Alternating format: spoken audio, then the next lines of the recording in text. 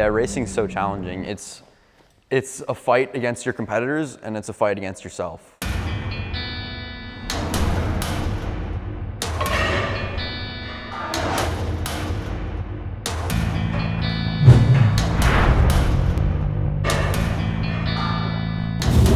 I love it so much because it's a battle between precision and balls, basically. It's like, how much can you push this race car without spinning out or crashing or hitting a wall or something? I love like being on the limit and racing these cars like that.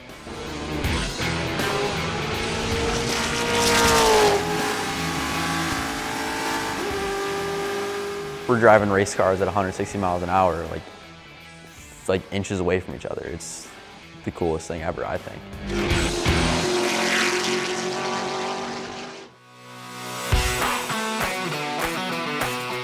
I mean, I grew up around it.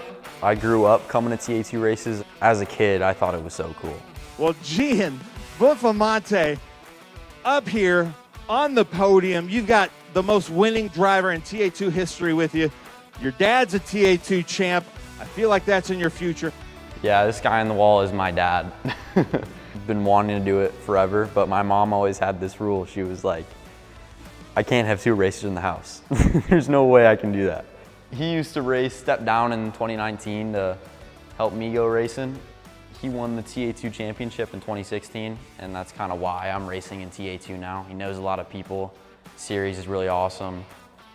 And yeah, big generational thing. My grandpa raced too. He raced like lay down enduro carts, which are crazy. It's crazy to race in and hear those stories, but yeah, the generational thing is awesome. It's a lot of fun. I came really close to running the Indy 500 in '97 after I won the Star Mazda Championship. One of the prizes was a test in a lights car, and then you got your license, and then I was meeting with a number of IRL teams, and we had a deal done that fell apart, unfortunately. So yeah, it was always the dream. It was absolutely everything I wanted to do, but you know, over many years, and so I started racing when I was 13. So you're talking 40 years in the industry right now. So it's been in the blood for sure. Came from my dad, you know, who raced before me. So we got the 3 generations now, and yeah, a couple breaks here or there. You know, maybe I would it'd be a little bit different, but we'd still be racing.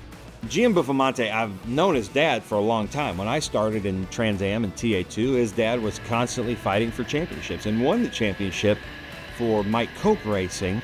And then years ago, I'm at Road America. They live in Chicago. Road America is about 2 hours from Chicago. And Tony texts me, hey, I see SVRA's at Road America. I'm like, yeah. And he goes, well, we're here. We're at the go-kart track. My son is running in a go-kart championship. So I go down there and, you know, get to hang out with Tony, an old friend that I hadn't seen in a while. And then I'm filming his son in a go-kart, and he's explaining to me this. I'm kind of unfamiliar with the go-karting world. And Tony is also with his dad. This is now 3 generations of racers out there, so I find that to be really cool. And Tony's like, yeah, I'd like for him to, you know, do this. And he doesn't have to do it professionally, but, you know, Tony still had his regular job while he was winning Trans Am championships. And he's like, you know, I just want this to be an option. If Gian, my son, really likes this, we're going to kind of push it. But if he doesn't, you know, he can go do whatever he wants to do. Well, obviously he really liked it because they were back the next year. Tony called me and we went down there and filmed it again, and with his dad. And then Tony texted me right around PRI last year. Well, we're biting the bullet. We've done Spec Racer Ford. We've done some sprint cars. We're getting into TA2.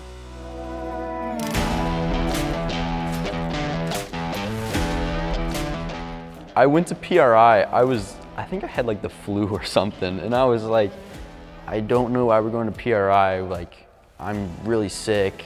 I don't want to be here. I had no clue anything was happening with me. And we went to the Willwood shop, like the Willwood booth, and we know them. We know like Dave Brzezowski. He's helped us a lot with Spec Racer. And he was like, yeah, we're gonna have you guys unveil this car. Why am I unveiling a car? I don't know, like, why is this for me? But we unveiled it, saw my colors, red, blue, and black, saw number 17, and I knew it was me. It was really cool. And then I realized it was a TA2 car, and I realized we were going TA2 racing the next year. And it was super special. It was a great surprise.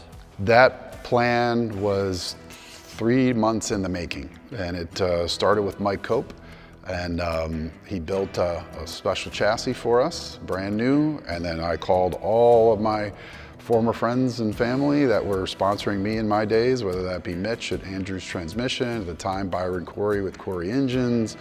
So we had lots of people, Will Wood of course, lots of people jumped on board, got super excited about the next generation story. So it was crazy for me. Probably the funniest thing was we were trying to measure him for a custom seat, but not letting him know what that was for. We were trying to tell him it was for a different driver suit, for karting or something, and so ultimately, between Cope and everybody else, we were able to pull off, I think, a phenomenal experience. The car looked fantastic in the Willwood booth. We did a little press around it. Everybody got excited, and I think it was a great way to kick things off. I couldn't be happier for where we are now. I get asked all the time. Just got asked yesterday by 3 guys, hey, when are you going to get back in the car? Do you have any desire to get back in the car? And I said, no, I have no desire to get back in the car. And they said, why is that? You just lost the passion? I'm like, no, I'm having too much fun with Gian. I mean, that's really been phenomenal for us. This year at the beginning was, let's get some experience. Like, let's go and race this car against some of the best road racers in the nation in the TA2 series. And I think I've been doing that. And I've been doing that better and better and better each race. I'm running these tracks to not be a rookie next year and have this experience.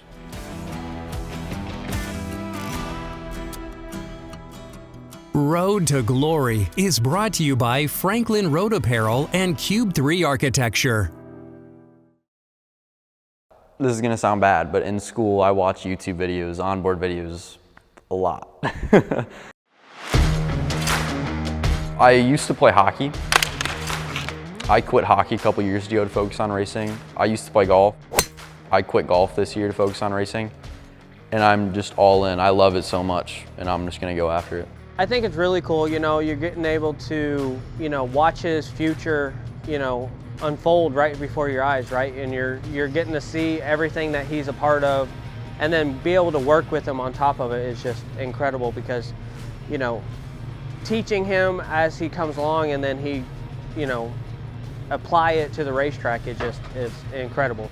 Yeah, we just got to get it done super quick because like your first, I guess, good lap, it wasn't that. So I think we just need to pick it up. Obviously, you got faster and faster. But the first times of being on the racetrack is a learning experience in itself. So for him to learn as quick as he can and be competitive, I think is showing his talent. Well, I think it's just getting that confidence in the car to figure out what you need to go that next step, right? So we just got to figure out if it's adjustment or if it's something you need to do. So we'll figure that out. If you look at the competitiveness of TA2 in particular right now, I mean, I think it's the highest it's ever been. And when I was running it, you had 5, 6 guys that you knew every week had a shot. It's much more than that today. And if you go into a race and you're like, oh, I am not confident, I don't think I'm gonna do well, I think these guys are way better than me, you're just going in totally different. I know that sometimes it's like unrealistic, but I go into every race wanting to win. I don't see why you would go to any race thinking any way different. I think confidence is huge, and if you manifest good things, I think good things are gonna happen.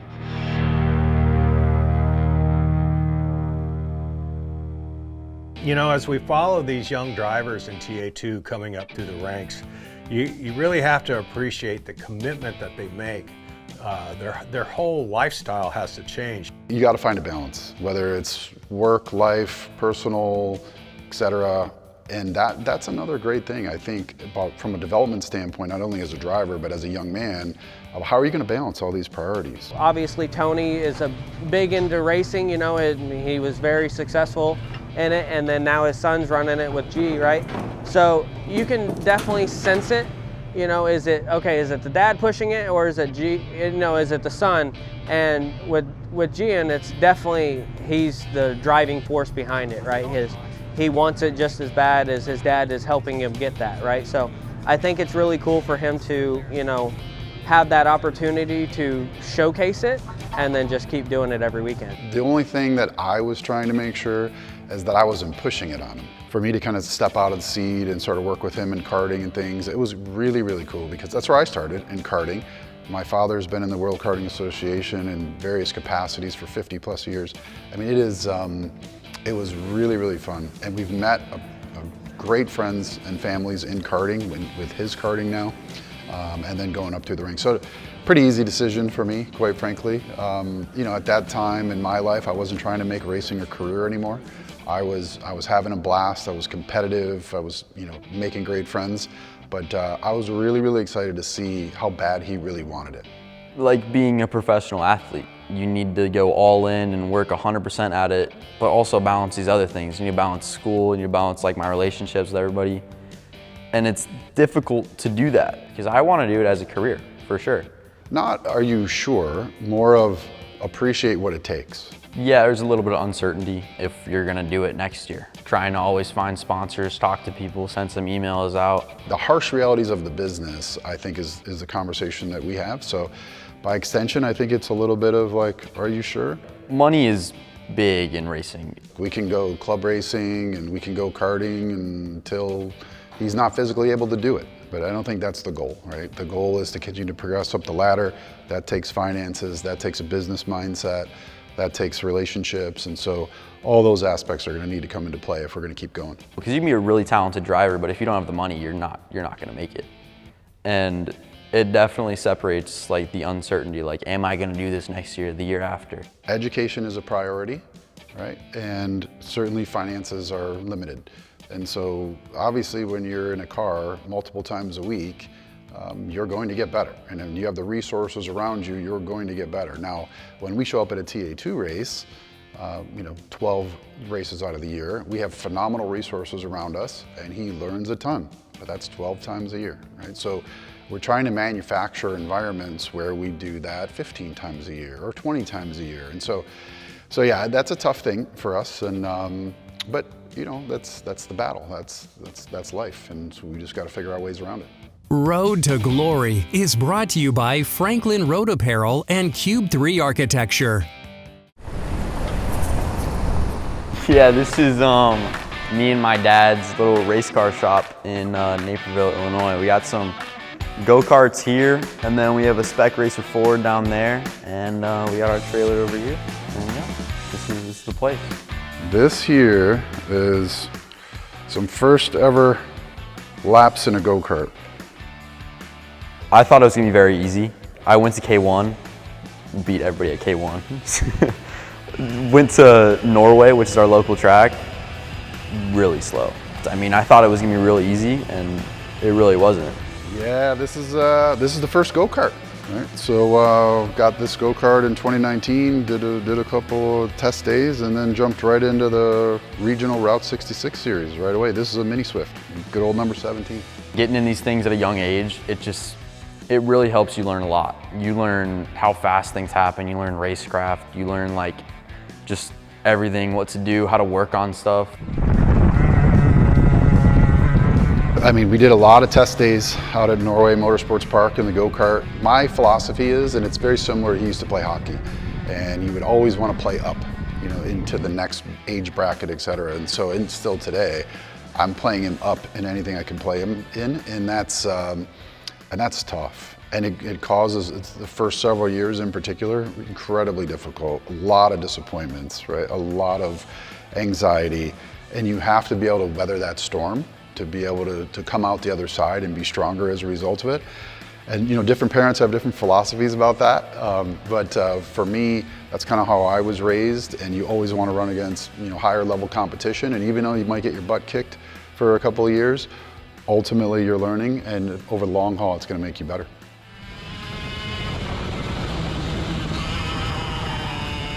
It's a lot faster than it looks. I mean, we are going 60 miles per hour in those go-karts, but behind the wheel, it's a lot to handle, a lot to be thinking about, like your brake points, when to get back to throttle, like your turn in, like how you turn in, and then the setup of the go-karts is huge. Like if you have the right equipment, if you don't have the right equipment, like there's a lot that goes into it. It's very difficult. It's a very difficult sport. And first win was in 2020, right? 2019, 2020, right at Whiteland. First one at Whiteland, yeah. Whiteland. So yeah, it's been good. This is a Spec Racer Ford Gen 3 doesn't have a nose on it right now. It's over there, but yeah, these things are really cool. Started in this car at 14 years old in SECA, raced it in all the super tours and majors, and yeah, I mean, these cars are a lot of fun to race with. You get like 80 car groups in like the June sprints, the runoffs, and bump drafting is awesome. They're kind of like Miatas a little bit in a way with bump drafting. Seat time is precious, to be honest. If you can get in anything at a young age and learn, it's great. But especially in these things, there's so many cars, they're like pretty cheap to go racing in. You're gonna get the best experience. There's always somebody to race with, and they're a lot of fun. They're like a lot of fun. They're pretty quick. They're pretty quick for only having like 130 horsepower. But we keep throwing them at things. Different go-karts, spec racers, GT cars, Formula cars, what else? Porsche. Just got to NASCAR, just got into Dark Horse R Mustang this past week at Gingerman. So whatever we can do to keep gaining experience. He's been a coach and a father at the same time. I think that's very difficult to do, but he's balanced it very well. And I think it's paid off for sure. I've just seen a lot in 30 plus years in the sport, and I don't want him to make the mistakes that I made, or if we can minimize them to some degree, great. So I am, you know, I get a little itchy on the trigger finger on the radio, you know, button and the like, but it's just because I feel like I have a little bit of something to offer. Sometimes he'll tell me that that's good, that's enough, no more need to offer. First ever time I was in a race car, Lucas Oil Race School, it was, I think I was 13 years old, and it was like in this little open wheel car, no wing, no anything.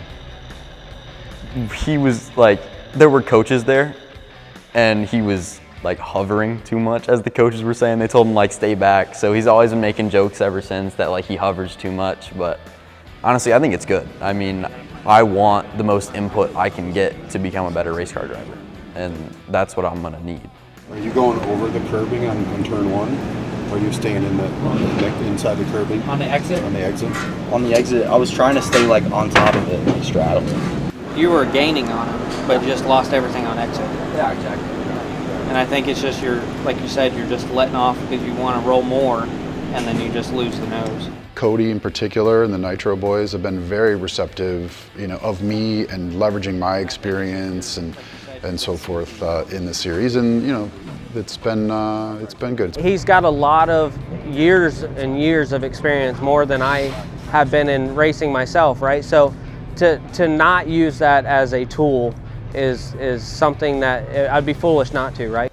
At like the start of the TA2 season, it was much easier to talk to him and get his feedback and his coaching and stuff rather than some of the Nitro guys, because I didn't know him. But now, today, I mean, I'm comfortable with all of them. And I think he played a big part in that, getting me comfortable and just like adding up to the driver I am today. You have to tell me, but it seems like that would be more unsettling than it would any stability. You either stay inside the park or go outside. I just don't want him to walk away from any weekend with a frown on his face, and that's inevitably going to happen, but I don't want it to be something that was avoidable. And so that's where I stick my nose in, probably a little bit too much. Road to Glory is brought to you by Franklin Road Apparel and Cube 3 Architecture. But it was good to learn and figure out what you were feeling and go the right way. So he doesn't show a lot of emotion. You know, he gets a little upset when he's not performing on the level he wants, but I think that drives him even more to try and succeed. You know, and that's what you want in every driver, right? He works out hard, you know, outside of racing. You know, he does what it takes to be in a race car, and I think that's the biggest step in it too, of he just don't show up and drive. He wants to do this, he wants to, you know, he wants to train and do whatever he needs to be in that race car, and he's doing that.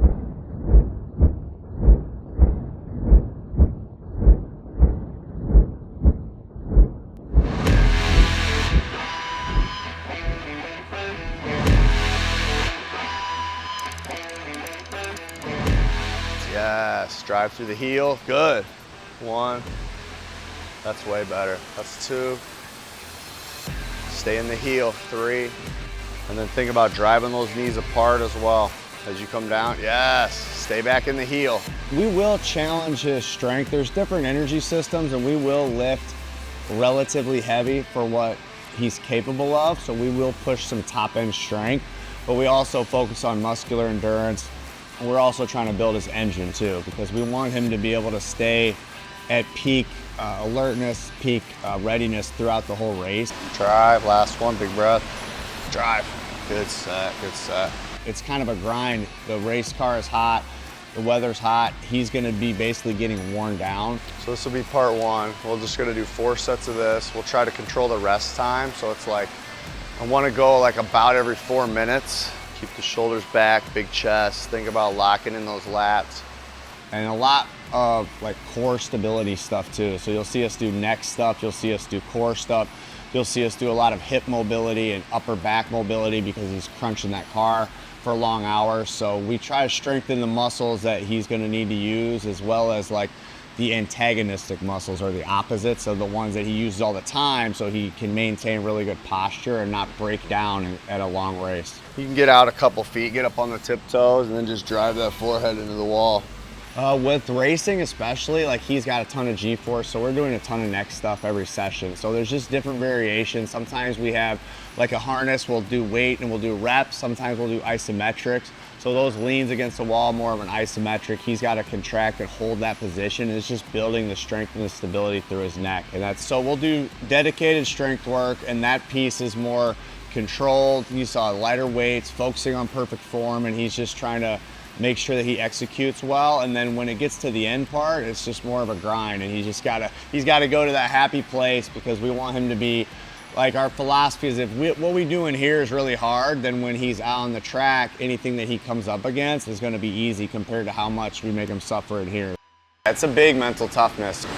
That's good pace right there. Keep it in the 70s, you'll get to the 10 quick. Nice. 20 in, good, breathe.